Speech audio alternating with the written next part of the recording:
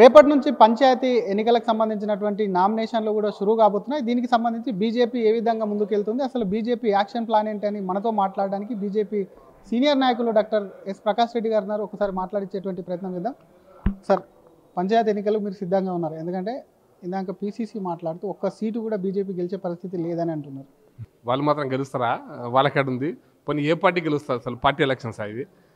PCC అధ్యక్షుడికి ముత్తిమతి చెప్పింది అంటారు. తెలంగాణలో ఒక భాష ఉంటుంది, అంటే బుద్ధి లేదు తెలివి లేదా అన్నట్టు అనిపిస్తుంది ఒక్కోసారి.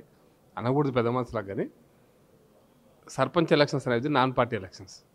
గ్రామాలలో ఉండేటువంటి కార్యకర్తలు పోటీ పడుతుంటారు. పోటీ పడుతున్నప్పుడు కాంగ్రెస్ పార్టీ నాయకుడు గెలవాలని లేదు, టీఆర్ఎస్ నాయకుడు గెలవాలని లేదు, ఇండిపెండెంట్లు గెలుస్తారు.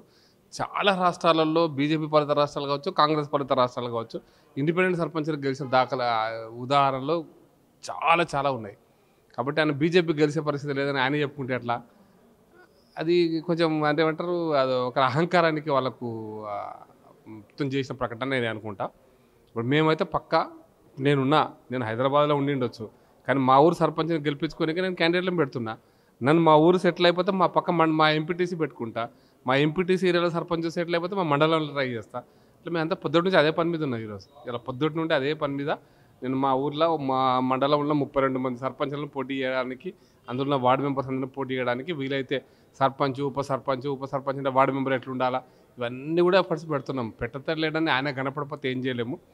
అందుకోసమని ఆయన పీసీసీ ప్రెసిడెంట్ మాటకు పెద్ద విలువ ఇవ్వాల్సిన అవసరం లేదు నా అభిప్రాయం.